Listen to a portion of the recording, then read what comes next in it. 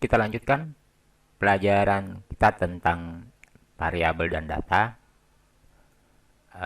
Di video sebelumnya kita telah mencoba membuat variabel biasa atau variabel tunggal dan mengirimkan ke view lalu menampilkan nilainya di dalam view. Nah, sekarang kita akan coba belajar tentang array satu dimensi. Nah, nanti kita akan membuat sebuah metode di controller data dengan nama metode data underscore 02. Metode ini akan membuat sebuah variabel dengan nama mk dan nilai-nilai variabel tersebut terdiri dari mkais, audit sistem informasi, angka 3, angka 6, dan Muh Iskandar Sabang. Jadi terdapat 5 item 1, 2, 3, 4, 5.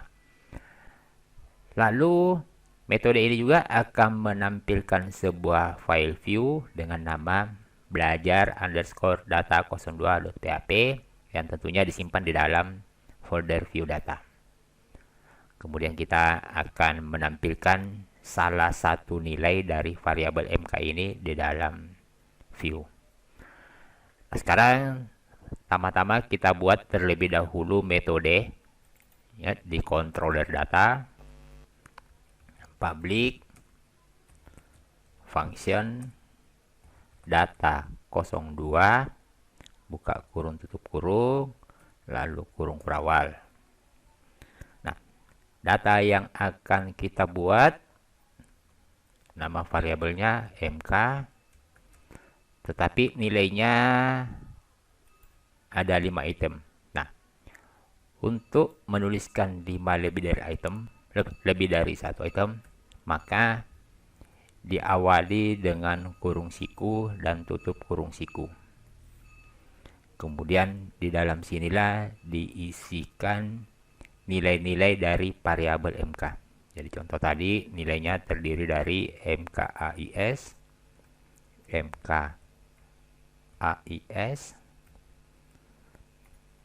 lalu nilai berikutnya audit sistem informasi, lalu berikutnya 3, kemudian 6, dan Muh Iskandar Sabang. Oke, dari sini yang perlu Anda perhatikan ketika membuat nilai untuk variabel berdimensi, diawali dengan kurung siku, lalu antara nilai yang satu dengan nilai yang lain dipisahkan dengan tanda koma. Nah, sekarang kita coba menampilkan sebuah view. Tampilkan view. Nama file view-nya ada di folder view data / belajar data 02. Kemudian kita menyertakan sebuah variabel dengan nama mk. Nah, kita save. Lalu kita buat view belajar data 02. Nah, ke folder view data untuk membuat satu view belajar data 02.php. Nah, seperti biasa, siapkan elemen HTML, lalu title-nya diganti menjadi variabel array satu dimensi. Variabel array satu dimensi. Nah, kemudian di bodinya kita tampilkan tulisan salah satu nilai dari variabel adalah 2, kemudian kita break, kemudian kita tampilkan dengan menggunakan bahasa PHP. Nah, berikutnya cara menampilkannya seperti biasa, echo. Ingat, nama variabel MK sudah berubah menjadi data. Lalu diikuti indeks keberapa yang akan ditampilkan. Contoh, kita gunakan indeks ke 0. Nah, berarti yang akan ditampilkan nanti adalah indeks ke 0. Jadi ini indeks ke 0, indeks ke 1, indeks kedua, indeks ketiga, dan indeks keempat. Nah, sekarang kita coba save. Kemudian kita coba di browser. Yang kita panggil adalah data 02. Nah, salah satu nilai dari variabel adalah MK. Nah, ini yang muncul adalah indeks ke 0. Ketika kita ganti menjadi indeks ke 1,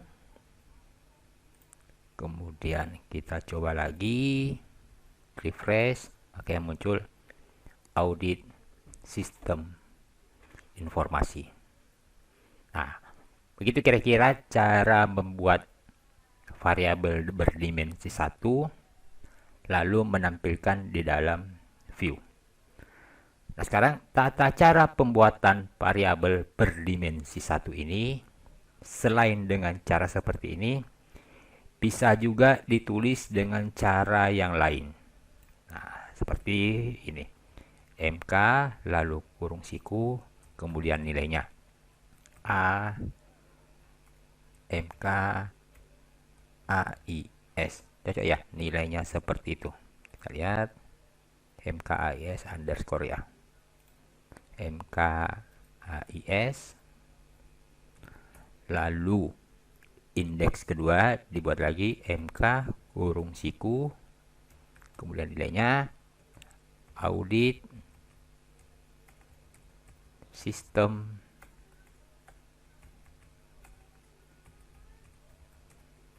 informasi. Nah, berikutnya indeks ketiga dibuat lagi MK, kemudian nilainya 3,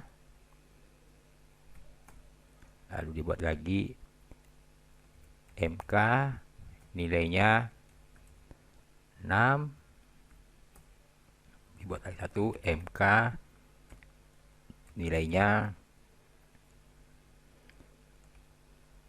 Mu Iskandar Sabang. Jadi ini dianggap satu statement tersendiri, makanya di hari titik koma, kemudian dibuat lagi statement berikutnya.